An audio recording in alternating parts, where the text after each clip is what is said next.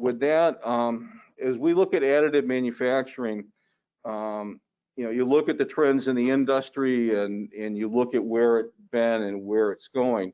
And so one of the trends that I think that's important is the continual evolution of the materials and the types of materials that are available, the processes involved in making the parts, and the other, I think, big thing, no puns intended, is the physical size of the parts that can be created. So as additive continues to move away from a laboratory rapid prototyping only kind of tool into manufacturing and mainstream manufacturing, those are all very important things. And so our guest today, Massivit, is really a great example of the evolution that's taking place and the creativeness and the innovation that's taking place in the industry. So I'd like to introduce Kevin Sykes. He's the president of North Americas for Massivit, and I'll let him introduce his team. So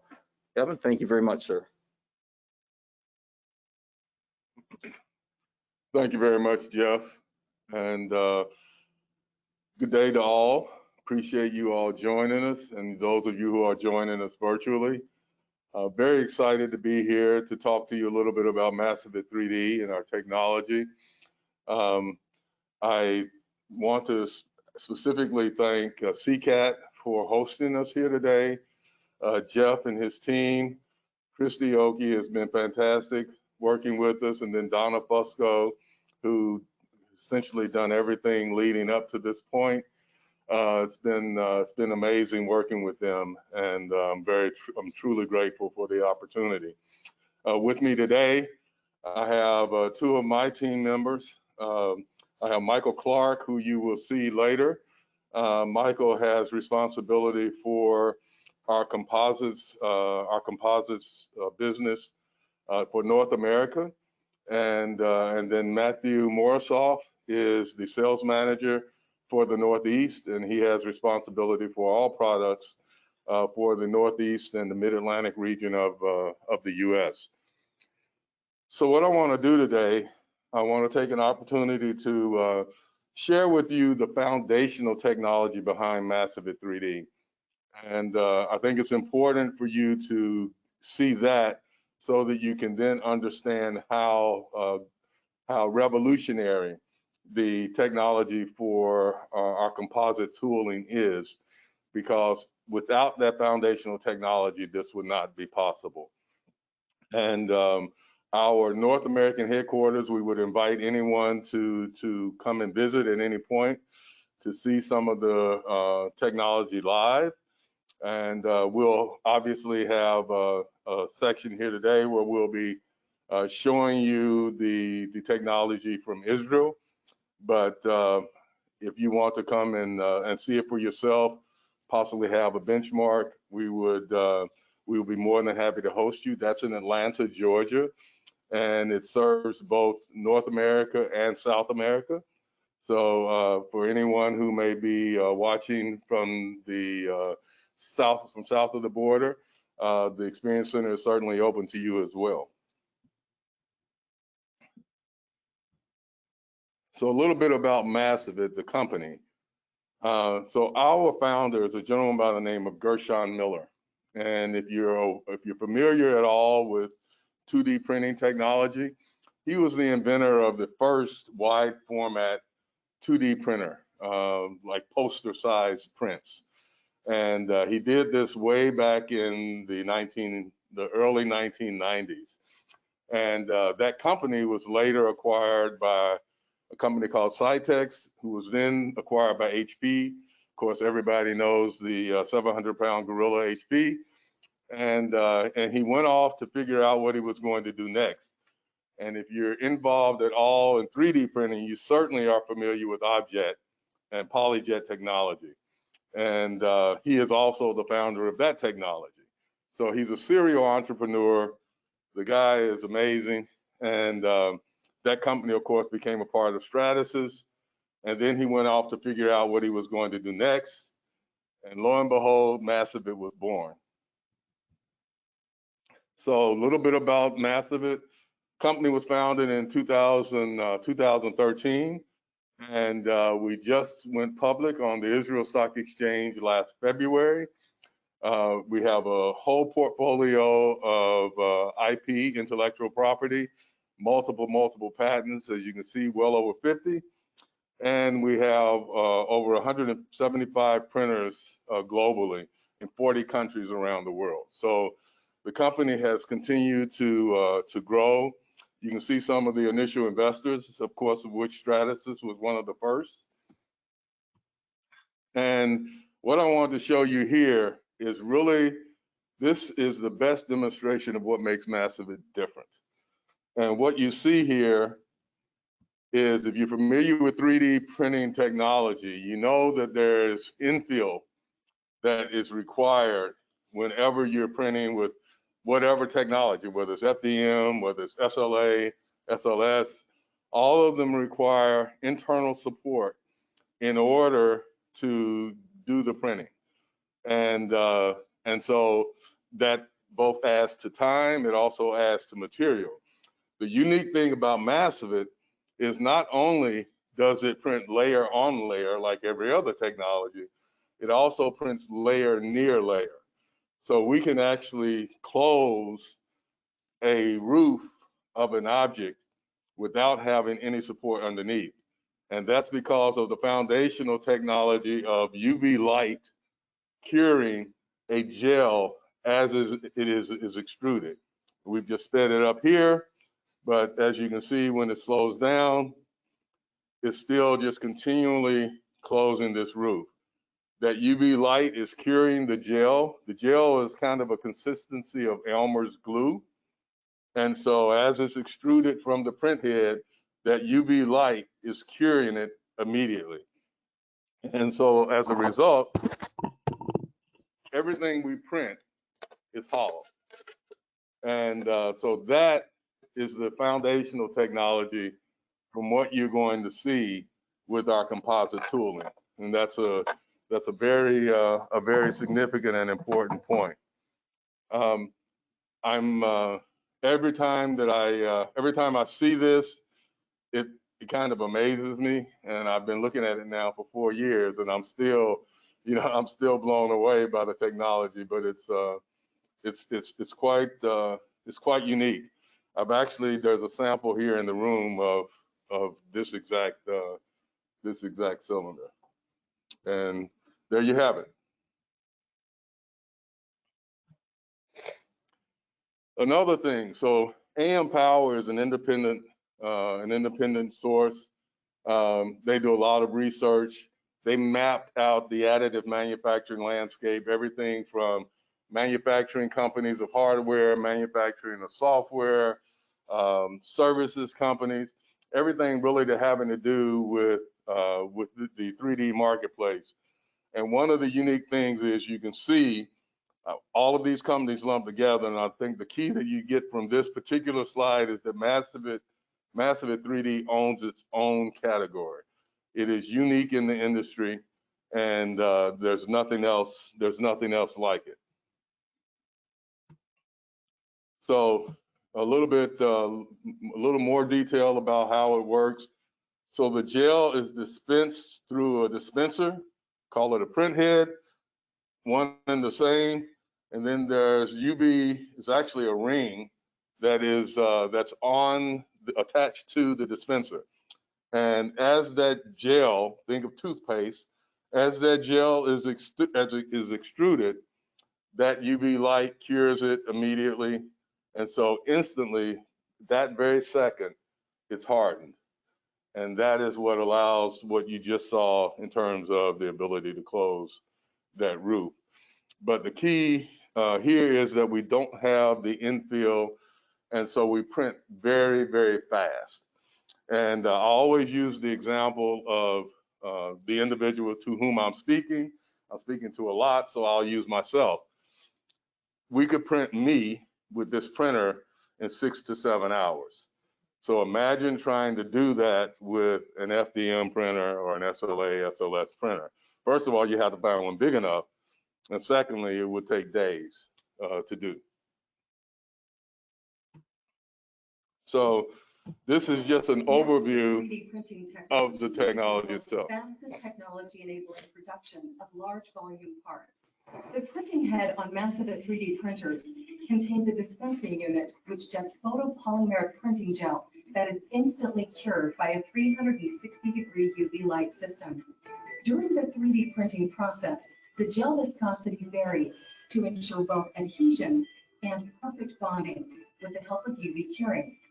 This facilitates rapid production of robust solid models and parts.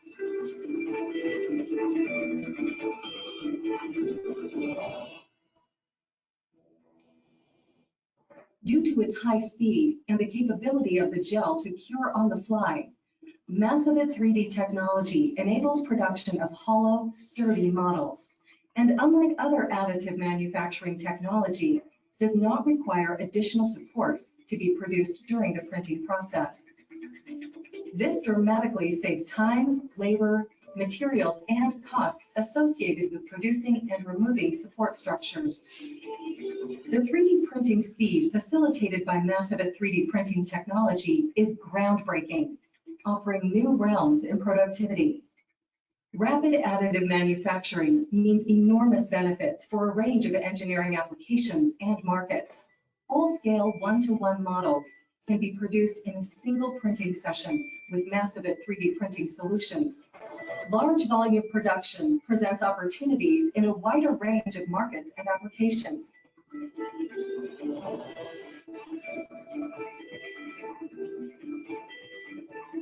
Massivit 3D printing technology is the world leader in high-speed production of large volume parts.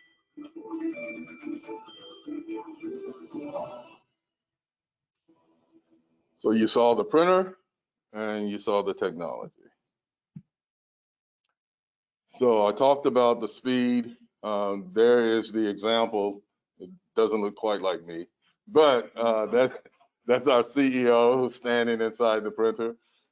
Basically, if you, the vertical speed is up to 14 inches per hour on the Z-axis, and then the width of the printer is 5 feet, depth is 4 feet. So well over 100 cubic feet of space that it can print.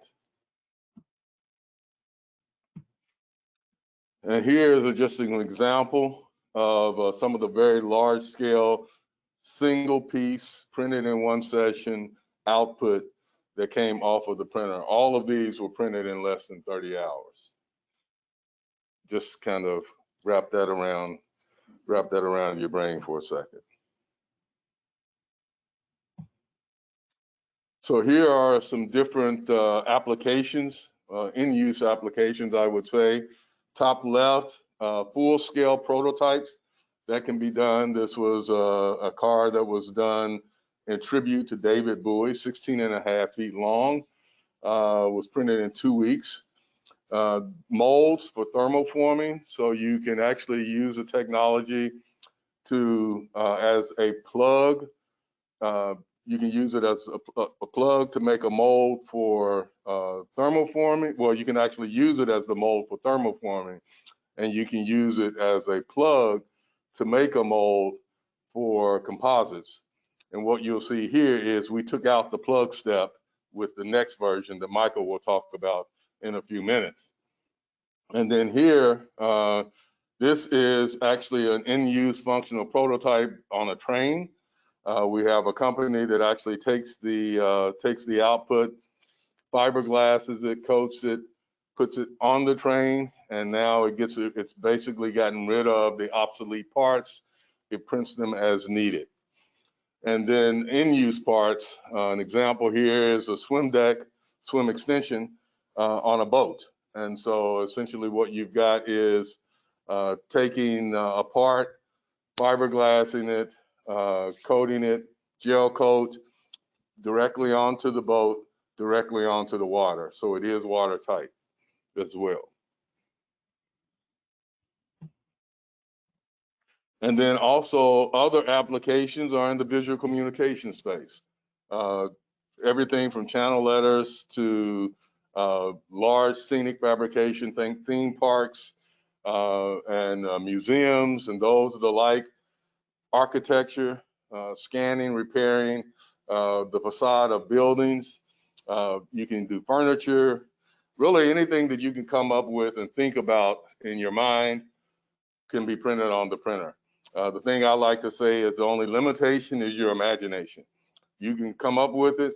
I was talking about the advancement in technology actually this morning, and it's just amazing the things that you can do today with this technology. And what I'm going to do at this point is I'm going to turn it over to Mike. Mike will talk about the next innovation in technology with Massivit 3D. And after that, we will have a demo. And the demo will look like it's live because it was live when we did it, which was right at the end of last year. Due to COVID and some other things right now, we could not do it this evening in Israel right now. But as you will see when you watch it, you can tell that it was live when it was done. So you'll get a chance to actually see the technology, see our headquarters, and we look forward to you seeing it and then having an opportunity to ask any questions that you may have after. Michael.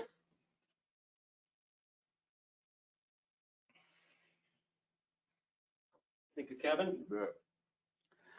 Hello, everybody. My name is Mike Clark. My background is in composites, parts, equipment, and manufacturing. I took a break from that and was selling 3D printing equipment for a few years before Kevin and I met, and I came on board. There's a great opportunity here to improve the process of composite manufacturing. Just the top button. Yeah, the right arrow. Sorry. So we've taken the technology of GDP, and some of our customers have even used the GDP technology to cast concrete or plaster. What they would have to do is take the GDP and break it apart, and now they have a part, so it's a one-use mold. Well, we took that idea and we've modified the GDP technology to have a water breakable material. I'll get into that more as we learn more about the technology. So one of the major things we learned is that in the composite part manufacturing, there's a huge bottleneck in making the mold. Once the mold is made, making the parts are not a big deal. But it took so much time to make that mold. So we're taking this process that might take 8, 10, I've heard as far as 6 months, and we're going to try to whittle it down. So this graphic here is showing you if you have to CNC a master tool or plug from high density foam before you can even make your tool. So there's a major step here. We're going to eliminate all that. So what I wanted to show you was the fact that typically, there's at least 19 steps in making a mold. I would argue that there are even more steps than that. Like the final step is showing you the sand polish and buff the surface of the mold. That might be 8 or 10 steps. So it's very labor intensive and very long to make a composite mold. So if we can take that and reduce that to 4 steps for the complete mold. We got the CAD file, we're going to print the mold, we're going to post-cure the mold just to elevate the mechanical properties on the mold itself if needed. And then we're going to remove the pattern, and then you're going to have to sand, buff, polish, or machine, depending on the tolerancing you need, the mold surface to get it nice and shiny so you can start making the parts. So the trick was, how do we get the mold out of the shell or the pattern? And we're going to do that. So we took the GDP technology, the gel dispensing technology, we tweaked the chemistry. Is this where there's a quick video?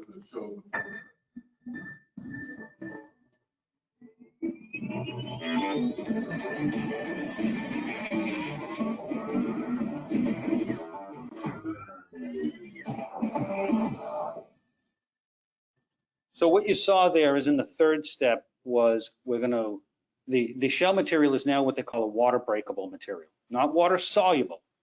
There's a difference there.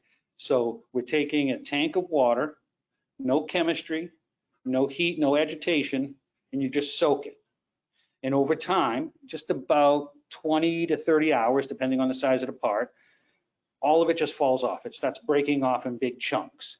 And the reason we call it water breakable is it's not absorbing into or dissolving into the water. You can strain this material out, let it dry, throw it away. It's an inert solid object, and the water can be used again. There's no chemistry, so we're not exhausting the chemistry in the process of dissolving the part or dissolving the shell away.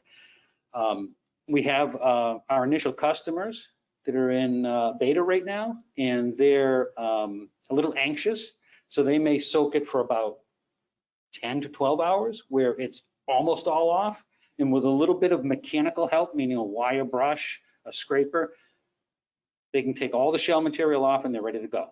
So I say 30 hours, that's if it wants to be 100% labor-free, put it in a tank, come back 30 hours later, take it out, shake it off, there's nothing on it. So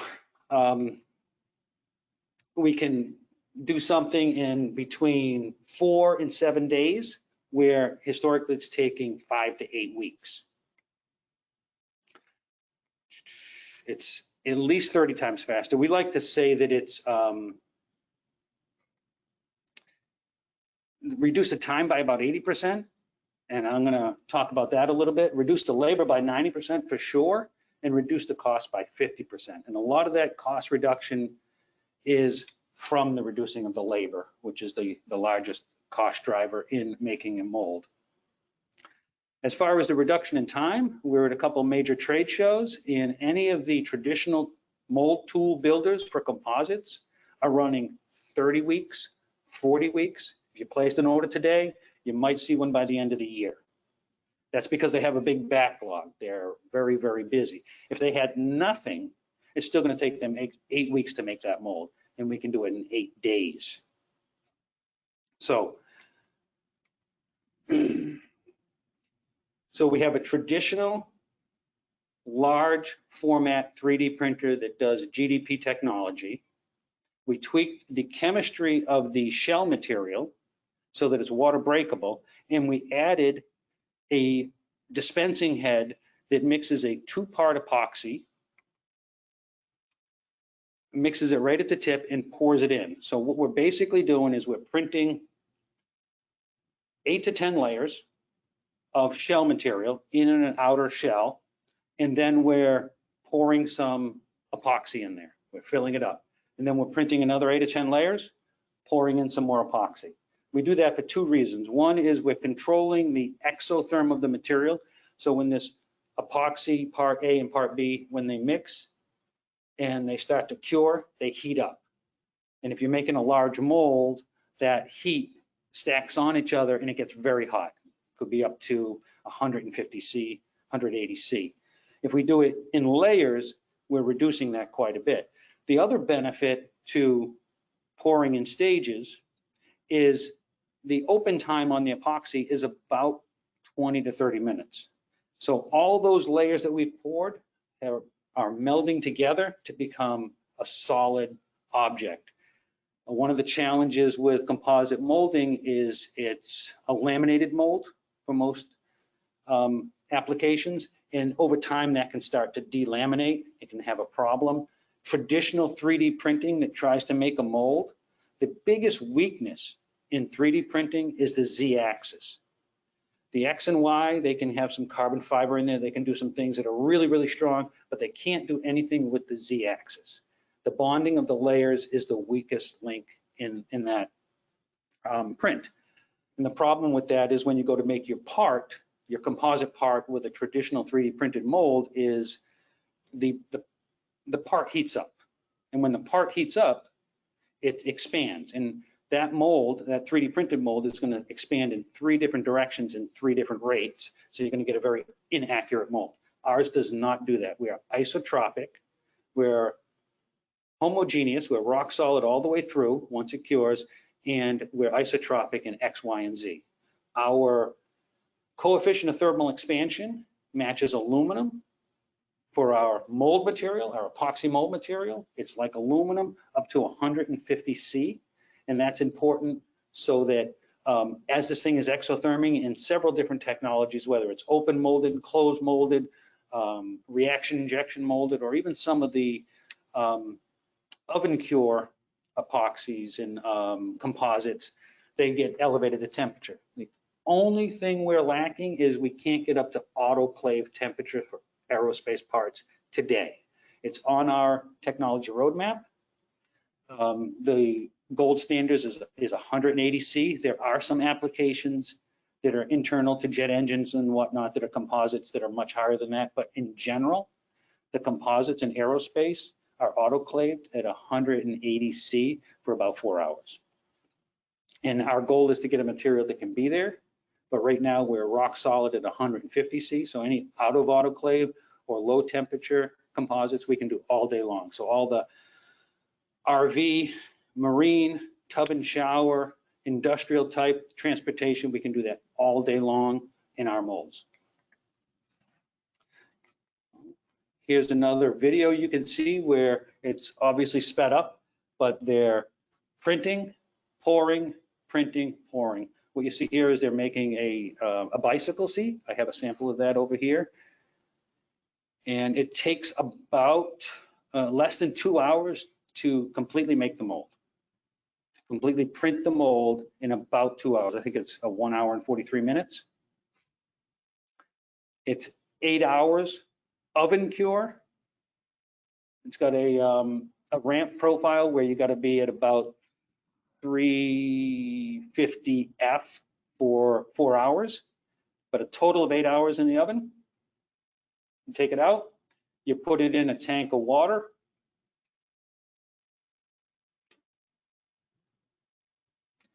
And this is obviously sped up also, but you can see at about 8 or 10 hours, it's really falling apart. If you want to take it out, then you could pull this off. If you want to wait, so that is probably 14 hours. There'll be another video where it's going to be perfectly clean. That's about 24 hours. No physical, no manual labor at all. And here it's showing you being finished machine. A lot of applications are dimensionally critical, and it has to be finished machined. We are currently working with a company that has a surface treatment. It's almost like paint. So we will not machine it. If your tolerances are acceptable, we can coat it with a surface treatment and have a mold surface just like a traditional composite mold, like a gel coat. There'll still be a little bit of buffing and polishing, but you eliminate the machining step.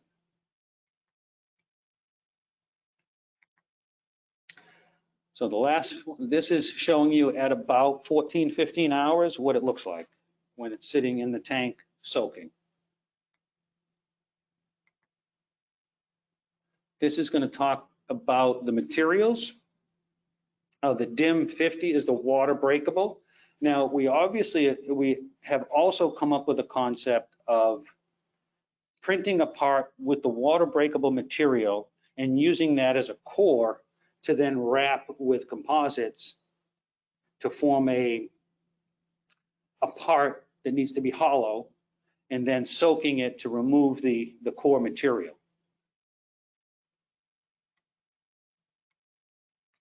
The Cast in Motion 155 is our epoxy. It's a 2-part epoxy. It's proprietary to Massivit. It is our technology. Just to give you an example, when I started with the company in June, it was Cast in Motion 120. Within 3 months, it came out to CIM 155. So our material roadmap is to get up to CIM 180, which is a representative of the heat deflection temperature of the material. And when we get there, we're wide open to all composites in all industries. It's going to be real exciting. So we have low thermal expansion, like aluminum. Aluminum's not the gold standard, but it's a good baseline. There are some materials out there that don't move under temperature at all. They're very, very expensive, like Invar is a metal. And some of the tooling epoxies are also very, very stable, but very expensive. See some of the different technology here. Now we're going to talk about some of the applications. So we've done stuff in aerospace, as long as it's not what we call critical flight surface. There's a lot of interior to the cabin and the cockpit that can still be done in aerospace materials. Marine is a real big market for us. Marine transportation and what I call tub and shower are huge, where cosmetics are very important and dimensional accuracy is not super duper critical. A lot of things in the marine industry are trimmed to fit at assembly.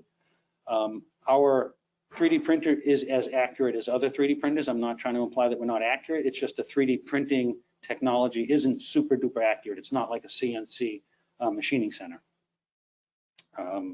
Some construction I talked about with these casting of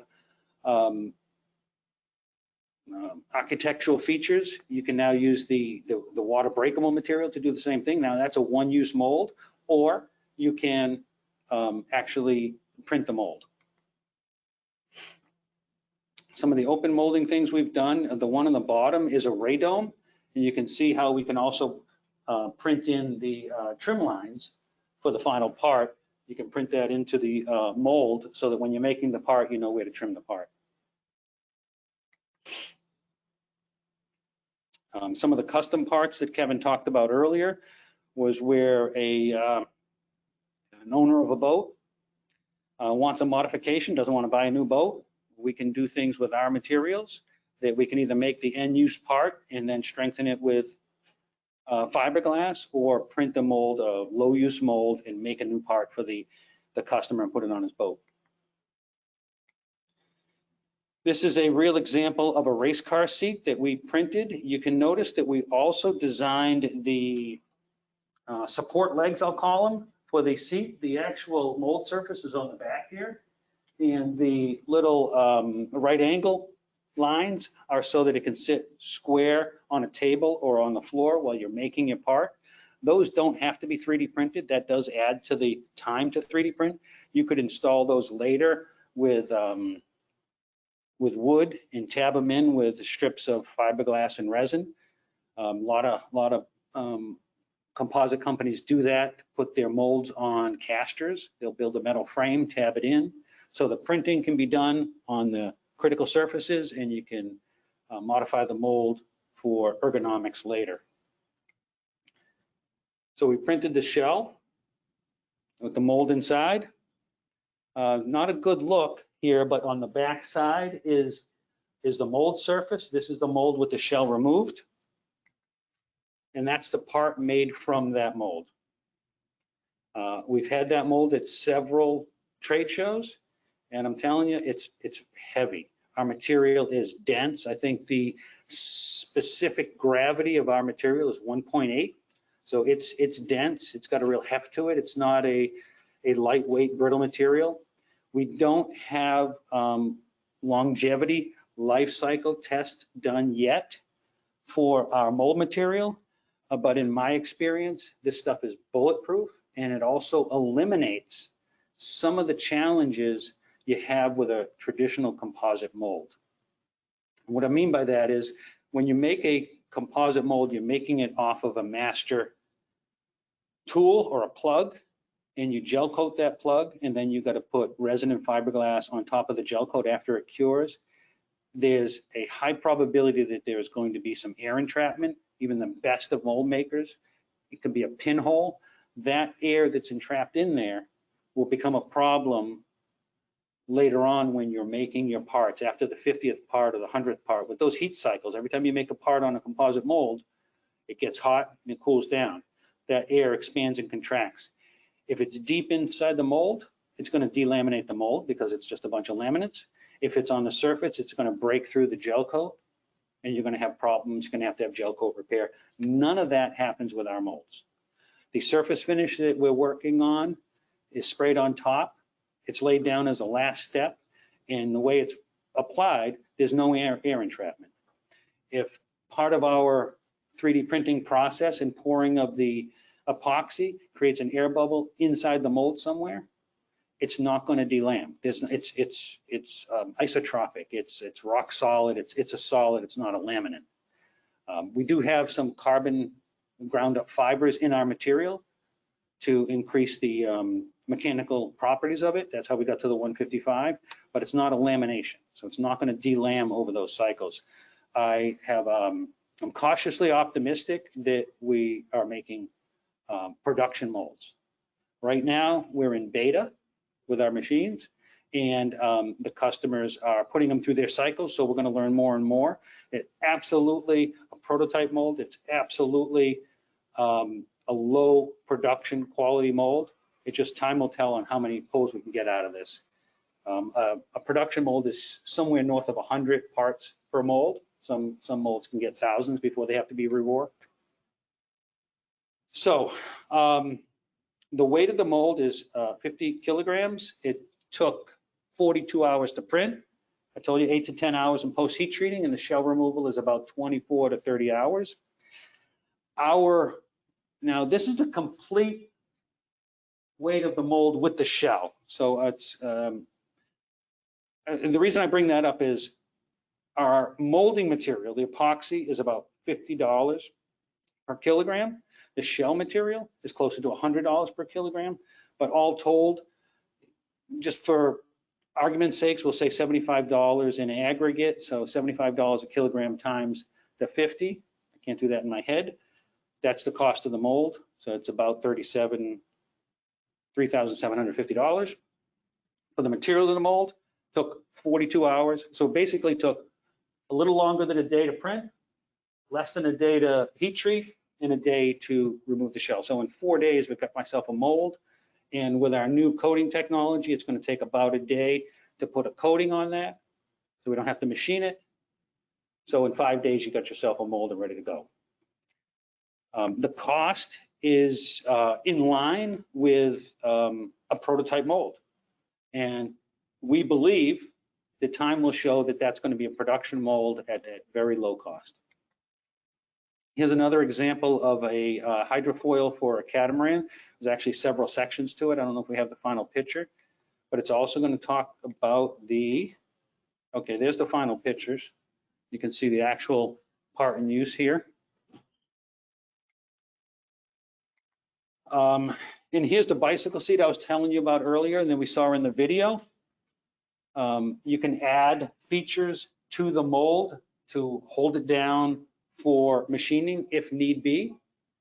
But as we develop our process, we believe we're not going to need that we can coat the mold, especially something like a bite seat. I don't think your rear end is going to be able to tell the difference of a 0.5 millimeter in layer thickness.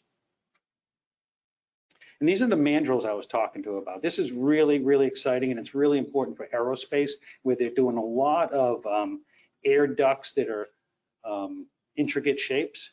Now we don't have to make those in multiple parts and bond them together. We can make a washout core, I'll call it, or a movable core. And here's an example of them prepping the actual core and building the part around it, vacuum bagging it.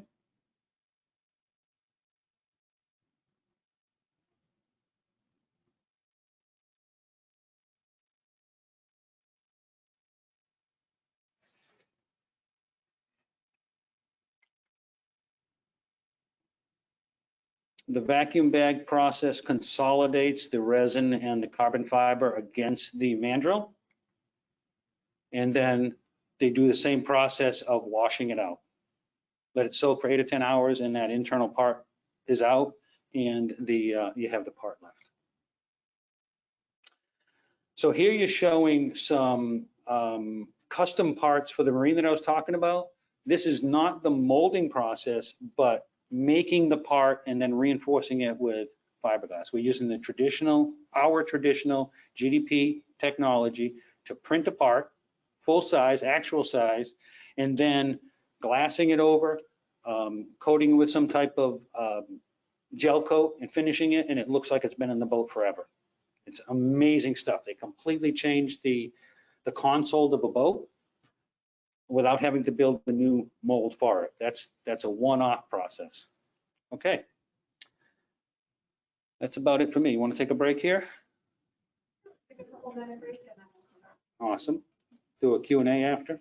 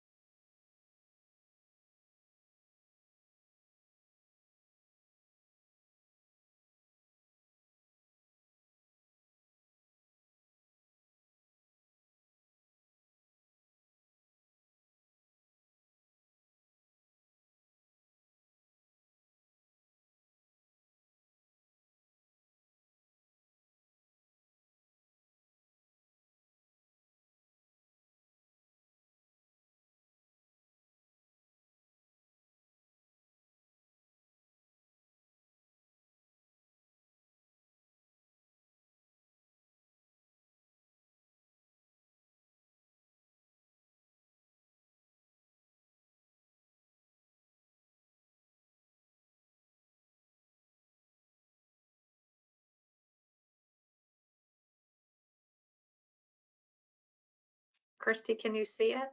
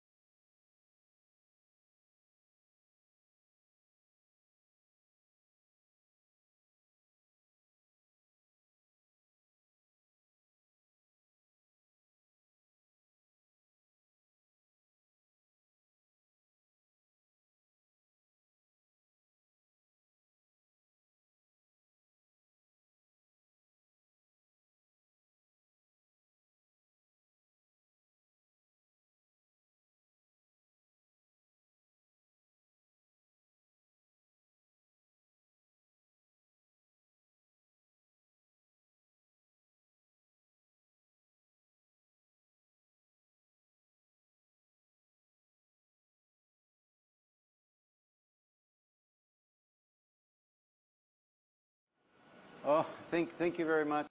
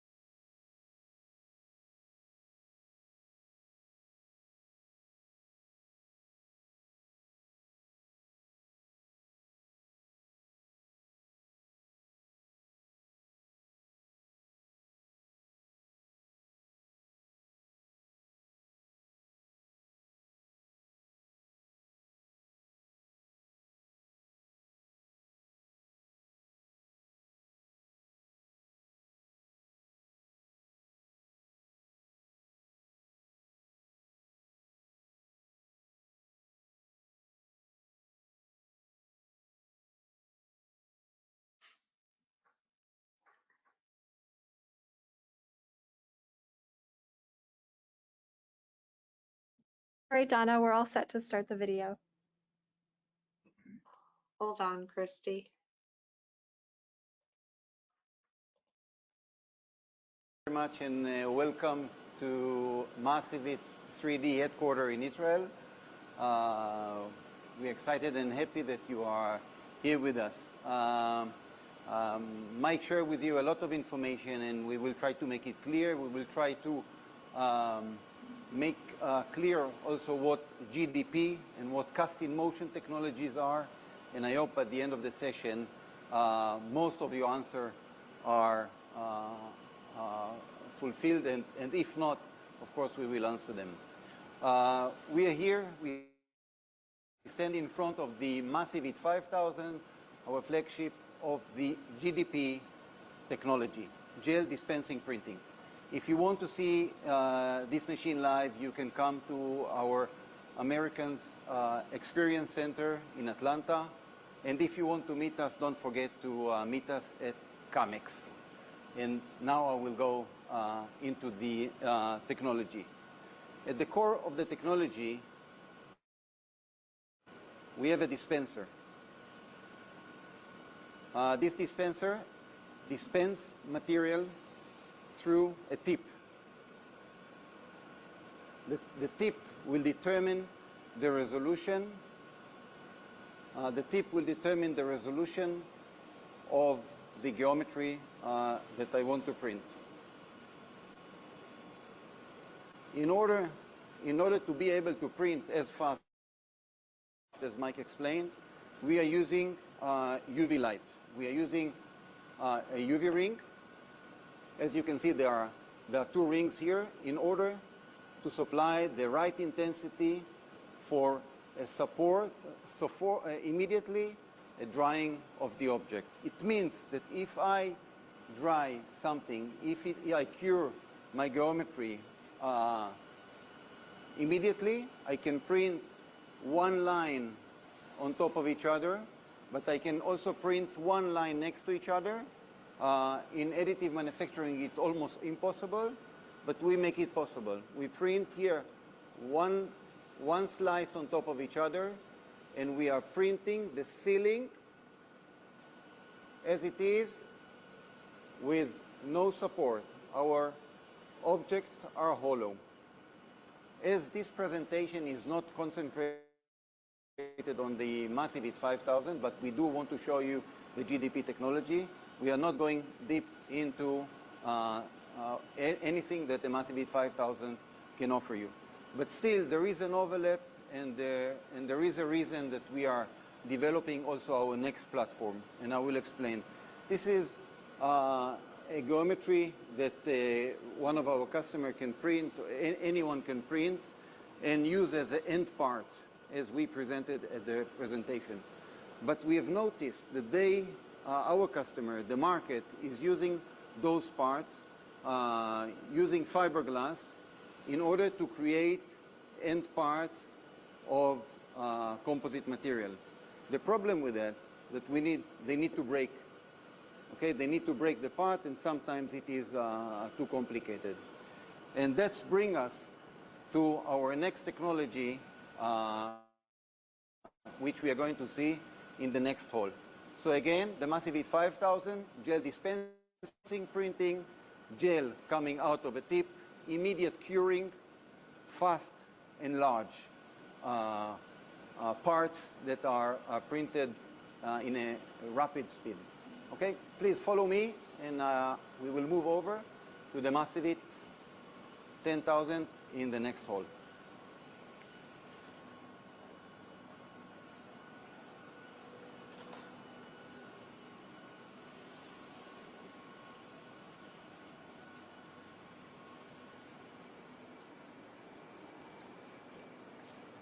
דניאל, אנחנו נכנסים בלייב. הופ.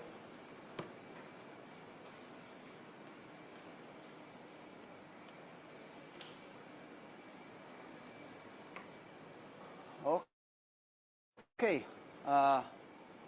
So we are now at our R&D. As the Massivit 10,000 will go into beta this quarter by the end of the year, and will be available as from next year. What is the difference between the Massivit 5000 that we just saw to the Massivit 10,000? First of all, in terms of technology, we are using the same dispenser head as a basic technology. And in addition to that, we are using a casting head. So at the Massivit 10,000, we are using two different heads. One of them is printing a shell, and the other one is casting material, is casting epoxy. More in details, I just prepared a small object that we just printed before. Okay, I hope that it is visible. What you have here is a shell, and in the shell you can see the casted material, which is now epoxy. So we do cast in motion.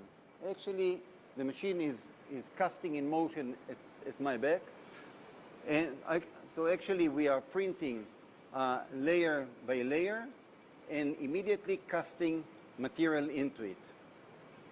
Once this process is done, okay, as Mike explained, we will take the object and we'll dip it into water. The shell will crumble, okay, the shell will crumble, and I will remain with my mold. It is very important to say, I am not remaining with my master or plug. I'm not remaining with my plug. I'm remaining immediately with my mold. If we just want to explore and to understand how it crumbled, We can see it here. I will come closer a little bit to the camera. Okay. Okay. So you can see the parts. It is very important. It doesn't dissolve in water, and I do not need special treatment for the water. I can use the water again and again and just remove the crumble. Once this process is done, I will sand it and make my mold ready for use. So the Massivit 10,000 is a mold maker. The Massivit 10,000 designed to print mold, and what you see here is a mold made out of epoxy. Our customer, probably you, want to make parts, composite material parts, out of this mold exactly as we are doing here in this small kit that we are presenting. Now, if Kim will go a little bit backwards, we will be able to see the machine and the epoxy mixing system. Okay, if you will focus on, you can see on the left side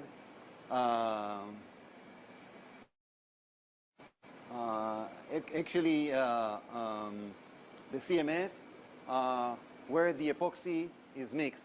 It is important to say we are mixing part A and part B at the right portion during the casting process. The mixing is happening at the casting process, and the preparation of part A and B is done here by the Massivit mixer. Okay, so to go back to the Massivit 10,000 as a mold maker, we are using the cast-in motion technology, which is based on the GDP, printing layer on top of a layer, actually creating a sandwich structure, casting with a casting head, casting epoxy between the layers, and then easy remove of the layers by water, and creating immediately the mold. No plug, no master. So I hope with this small demo we were able to make a little bit order what is the GDP technology, what is the cast in motion technology, and if I forgot something, Mike, please let me know. Kim, I think you can focus a little bit on the operator screen and present how we are printing.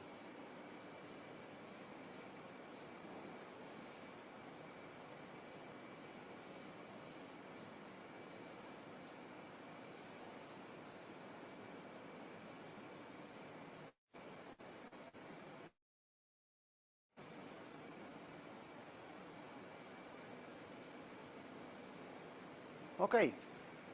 This is all from my side. I hope I didn't forget too much. And if this is okay, we'll bring also Mike to the microphone and go to the Q&A.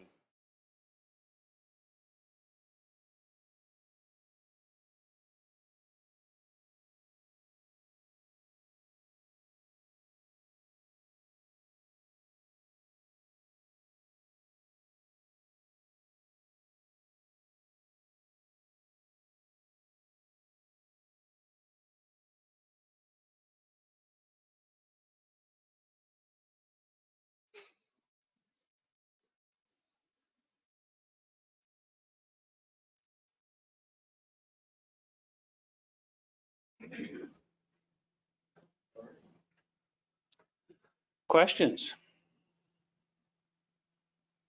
So just as a reminder for those that are on the video, there's a place on your screen on the right-hand side where you can click, and you'll be able to ask questions in the question and chat sections. No problem. So while we're waiting for questions, do you guys have any questions? Sure. Is the mold volume limited by the size of the pots? The size of the mold, Repeat the so the question was, is the size of the mold limited by the amount of material that we can dispense, the epoxy material? Is that about right? Yeah, just seeing the pressure pots outside the machine. Good observation. One of the things I wanted to bring up is one of the things we've done to eliminate a lot of the variables in making the mold is to get as much air out of the material as possible. We do that in the beginning with pressure pots by putting the material under vacuum. We're pulling any air out. It's called degassing the material. So it is completely without air voids in the material all the way to the mixing head, where some air is reintroduced, but we've drastically eliminated our air bubbles in the mold by doing that. So we've sized the pressure vessels or the vacuum chambers so that we can uninterrupted make a part as large as the machine. So the limiting factor is the size of the printer, not the size of the vacuum chambers. And the size of the M10,000 mold tool builder is 5 feet wide, 4 feet deep, and 5 feet tall. The standard GDP Technologies is 6 feet tall. We've lost about 10 inches in the Z with that mixing head, with the spiral mixer. So it's just under 5 by just under 4 by about 5 feet tall. That answer the question? Yes. Awesome. Anybody else? Quick one for you, a couple of different things. Since with the mold material in particular, since it's so isotropic, Mhm. are there other potential uses other than just making a mold, an end-use part? Have you guys explored anything like that, or you're just focused on making molds right now? Kind of a long answer, but the short answer is right now we're focused on mold or tool building of some sort. Not only have we done mold, I guess they're all called molds or tools, right? Vacuum forming of acrylic. So you have to drill some holes in there because it's a rock solid and it's not a lamination. You need to put those vacuum holes in there, but we've done that. We've done open molding. We've done two-part RTM type molding, and we've even done some resin injection molding. So that's our focus right now.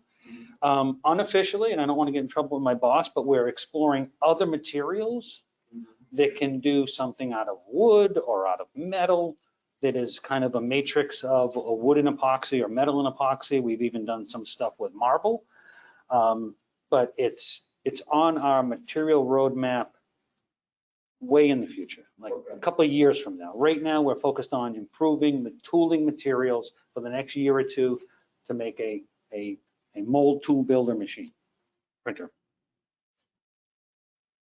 Another question would be particularly on the gel machine. So is there anything built into the machine from a sensor perspective for quality control or recording of processes or?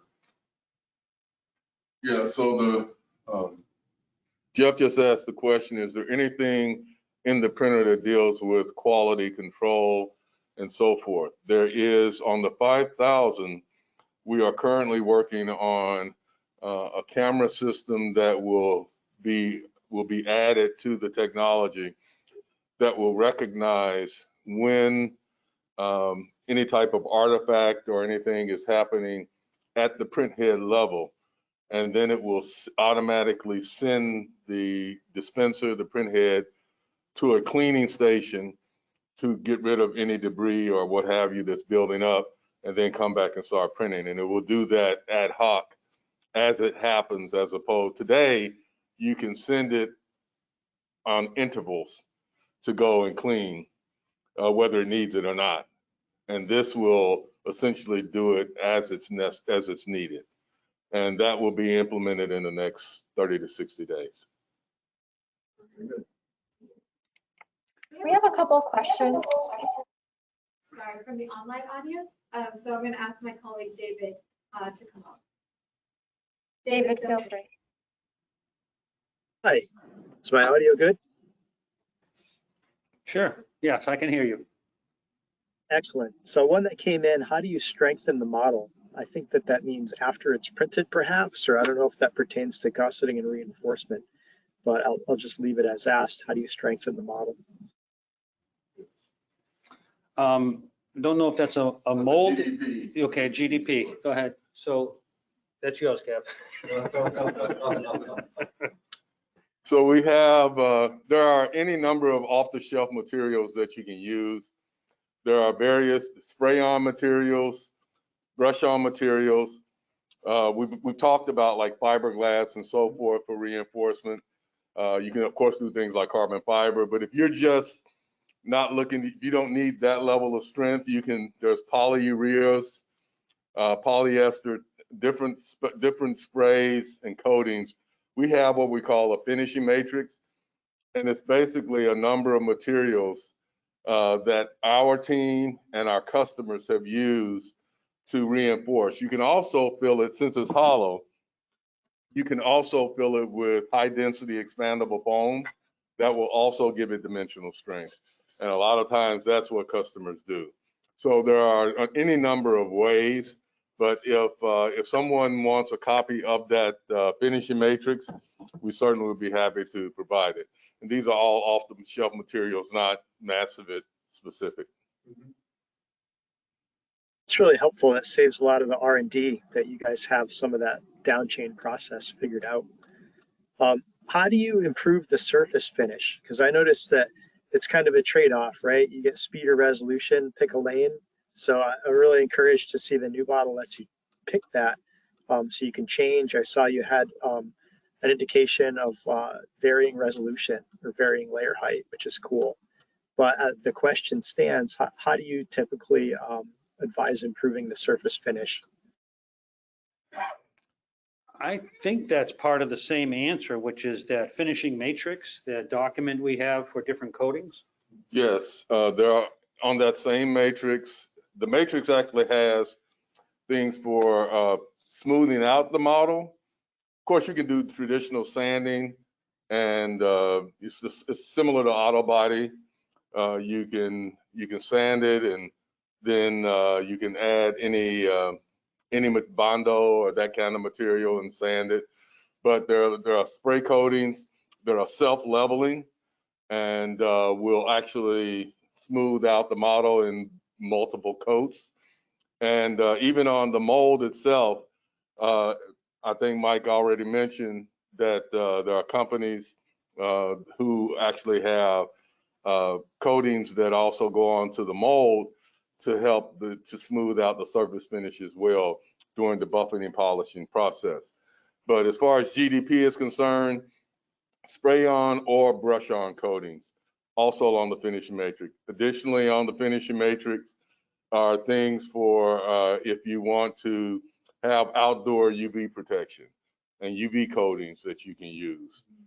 So it's any number of anything that you want to do in the end use of the model. Typically, there's something on that matrix that that will address it. Yes. To follow up on the self-leveling coating, Mm-hmm.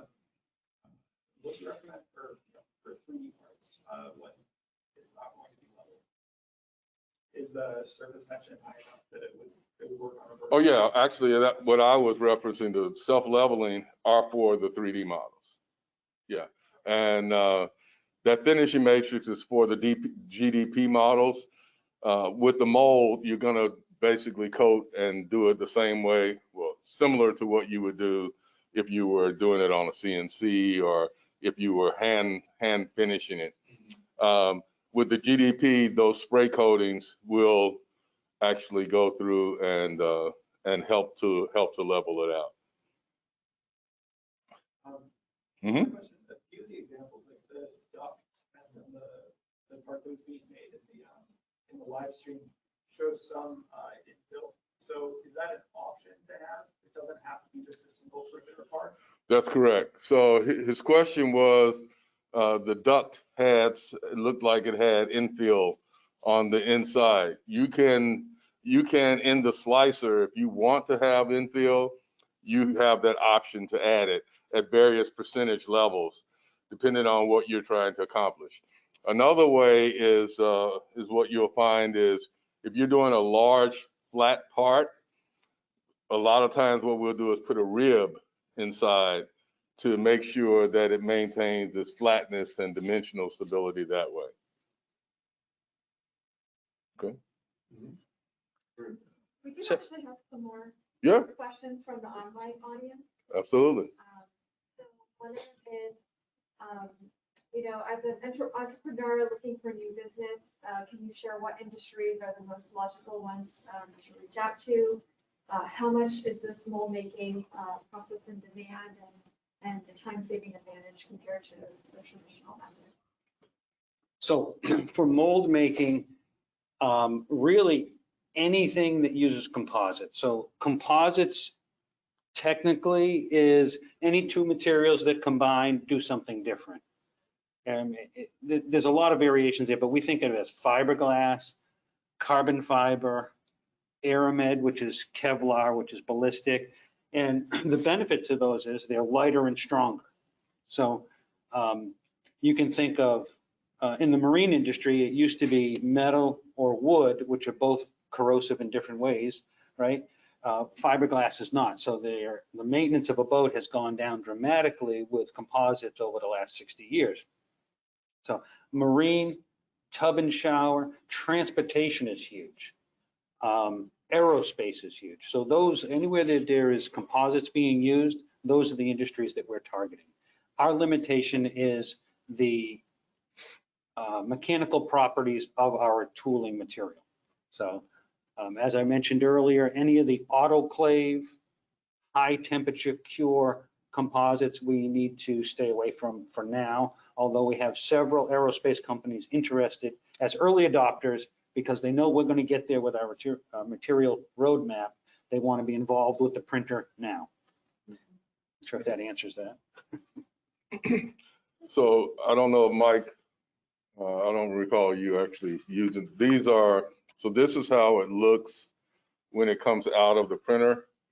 The epoxy's laid inside. You actually can see as well that it has has connections that were inserted as well. But so this is the water breakable material before. This is after the water breakable material has been removed. And so this is the surface finish off of the printer. And this is what you would coat and polish, buff and polish. And then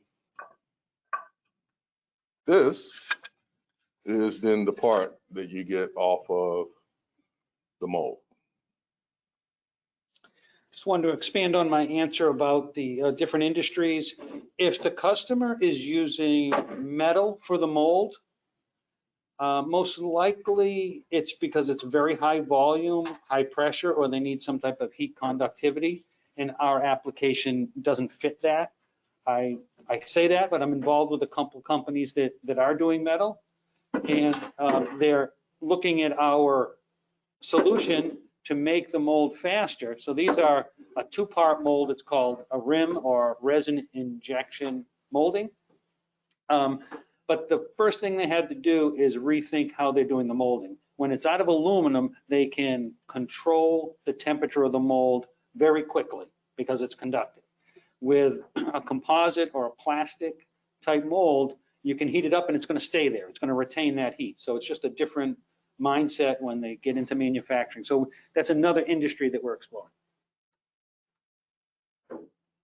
Colleague David is going to come on and ask a few more questions that Sure. came through the audience as well. Thank you. I have another audience one from Raymond. Is the shell material biodegradable? How is it disposed? Is it blue bin disposable? It is not biodegradable, but it's not hazardous. The shell material, when it is removed, does not absorb into the water. The water does not absorb into it. Once you filter that water and get all that shell material out, you let it dry, and now it's an inert object that can go in a landfill. It can be disposed of even like Yeah. tires. It actually has, so it can be repurposed like automobile tires. So you can then have it ground, and it can go into reuse material like concrete or asphalt, as opposed to going into a landfill. But it can be disposed of in a trash can if you, in a normal, there's no special waste characteristics that need to be adhered to. Great. And another one following that one would be, how much does the outer shell material cost approximately? It's approximately $100 a kilogram at present. What I didn't talk about in my presentation is this is a brand new technology in the industry. We're developing it as we speak. We're in beta with several customers in Europe and North America, and it'll be fully commercialized in the second quarter of 2022. We're taking reservations now for systems.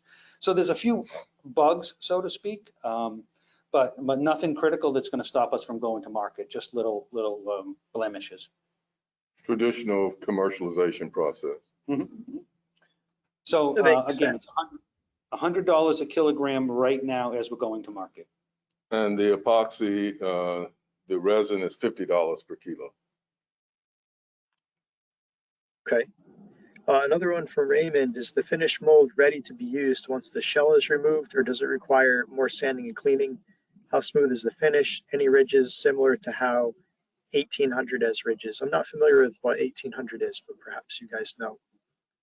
So it does need to be, if you're making a traditional mold where you're looking for a Class A type finish, then yes, you do need to sand and buff and polish. But it does have a higher resolution than the 1800. The 5000 has a 0.5 millimeter capability, which you won't, online, you won't be able to tell the difference. But we do have a sample here in the room. And the 10,000 has a 0.5 capability. So yes, it does have layers, but they are small. To Kevin's point, it's not ready to make a part out of the mold unless it's something very rough. It is rough. You can run your fingernail and feel the ridges. We have a workflow with a third-party company where you hit the finished mold with some sandpaper to knock off any high edges, and then you are coating it with a special tooling material to create a tooling surface that is very hard. It's a Shore D90 plus, very robust, and the adhesion to the mold is both mechanical and chemical. It's a real tight bond. So we're eliminating a lot of the labor to finish the mold by spraying it. It lays down like automotive paint. That makes sense. That really makes a lot of sense. It helps fill it in. So is it, we've hit a couple of these questions. They're a little bit redundant. So if it's not redundant, I guess ask it again. Is it mandatory to post-cure the mold? So I'll frame that a little bit. I've got some experience in additive. I would liken this project, not the same, but similar to like the polyjet material jetting. In that case, you have a liquid, it's UV cured. It does require some supports because it's a liquid. It's also microscopic. So in that case, you get kind of a green material property.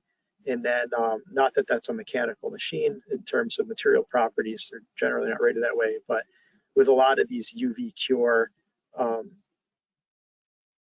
processes, like this process is a UV cure, it requires an additional cure. So is it mandatory to post-cure the mold, or is it usable without that? And what would the post-cure look like? Two different materials. So in the GDP, there's no post-curing when you have an 1800 or 5000, one of our machines that are specifically for prototyping with the gel dispensing technology. Although similar to polyjet, polyjet is quite soft, and they do have a post-curing step for some of their composite materials. That being said, Epoxy by nature has to be post-cured, our tooling material. And the post-curing process is to elevate the mechanical properties at temperature. It's fully cured without post-curing it, and if that's not redundant.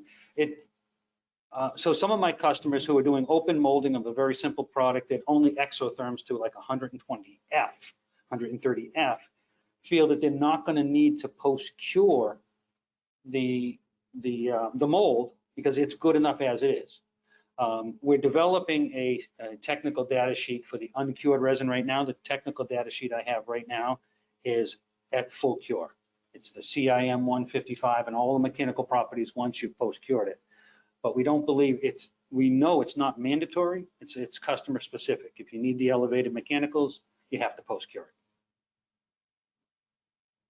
That makes sense. That's the case in so many higher temp products, like a regular spray paint even, which I'm sure we've all used. That's fine at a regular cure temp, but if you get like a 500F engine-based spray paint, it's the same. You don't have to post-cure it, but if you want that 500F, you have to cure it for at least one cycle, right? It's pretty similar. Exact same analogy, yes. That's great. That's excellent. So on the entrepreneurship end, where do you see the next growth? I mean, clearly this machine's not competing for the desktop miniatures. You know, you're not competing against Sykes for heat exchangers. So what's another industry that you see growth? So we've seen a lot of stuff here in terms of statuing, and we've seen some fixturing, and we've seen some mold making. And I'm trying to think, I know there's 2 or 3 other things I missed, but what do you see for other areas that you think, boy, if a customer had this, they would be really differentiating themselves? So marine is huge. For marine, it's small. We say we're large, but for marine, we're small. So for those small molds, typically, especially for those who are doing either manufacturing, boat manufacturing, and then those who are doing custom parts. So think of those as 2 separate areas. But basically, generally speaking, they get paid for the surface volume that they build. So they would much rather spend the time in the traditional methods of doing their hulls, the very large molds, and then utilize this technology to do the smaller molds, large for us, but smaller molds, 5, 6 feet, 3 feet, that kind of thing, and do those with the printer so that they can spend more time doing the larger ones. So that's one area. Another area that we're seeing quite a bit of interest and so forth is furniture, custom furniture. And that's more with the GDP technology than the mold technology. But a lot of folks wanting to do custom furniture because you can strengthen it in a number of different ways so that it's able to withstand, usage, sitting, and so forth, outdoor, whatever the case may be.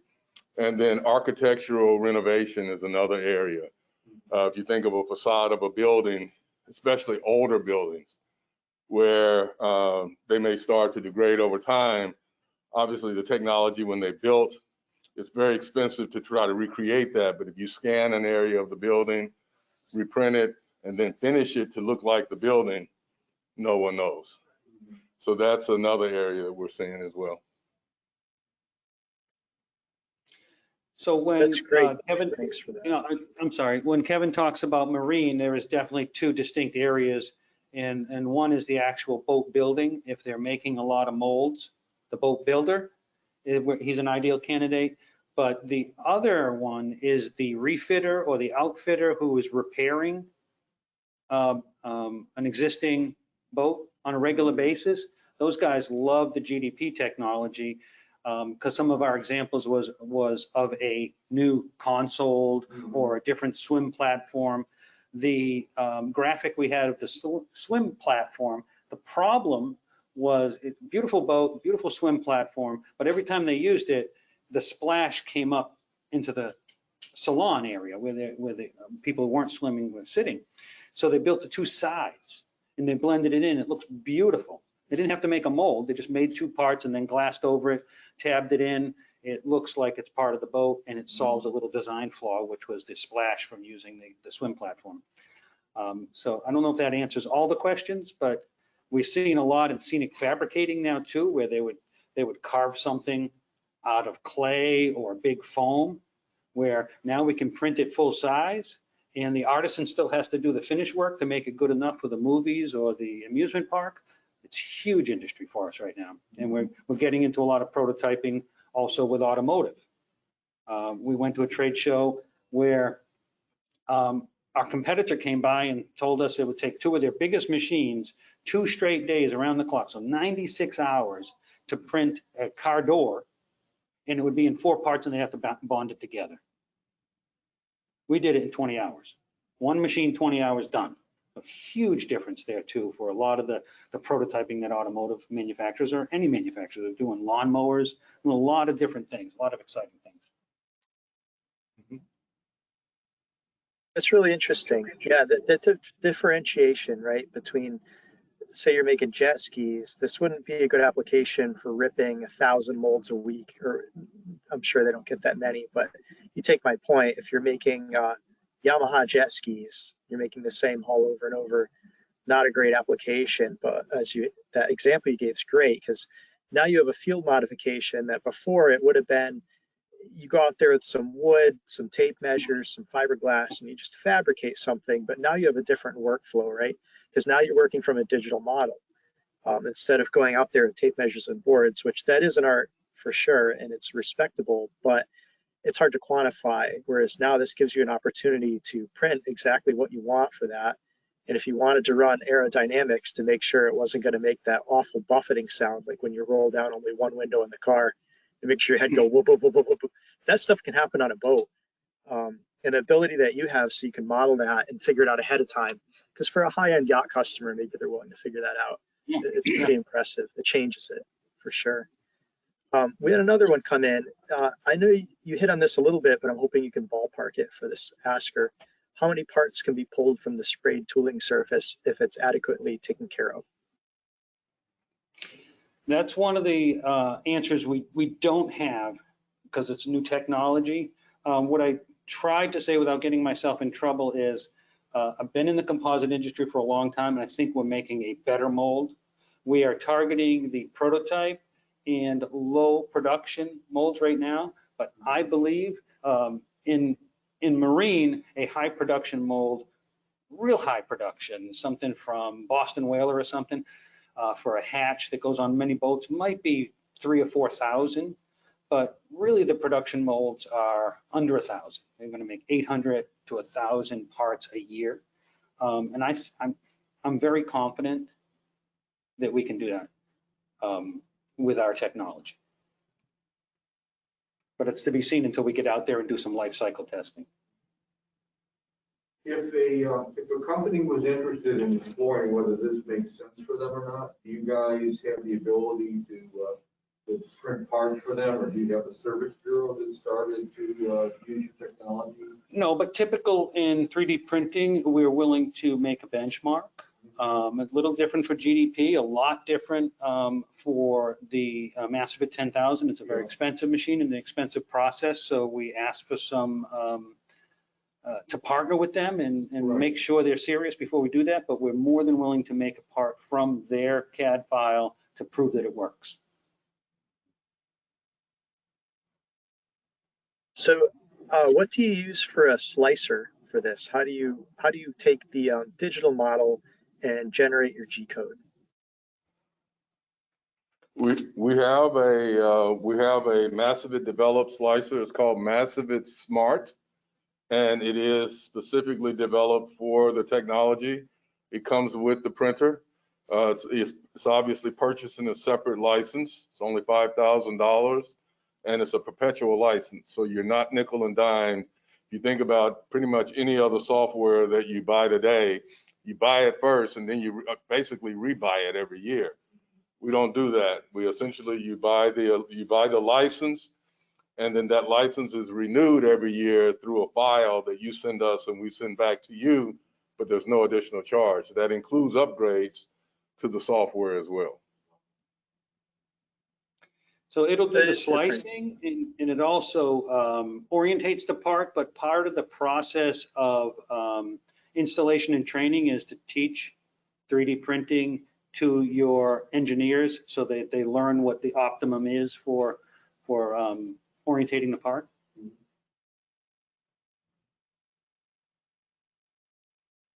That's great.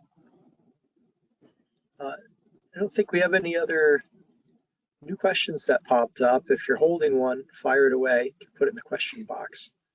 Anyone all in the for me. room, did anything else come up that you can think of that hasn't been addressed so far?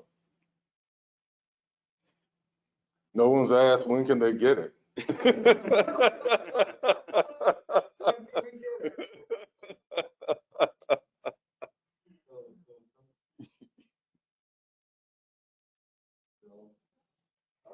Okay. All right, thank you very Well, much.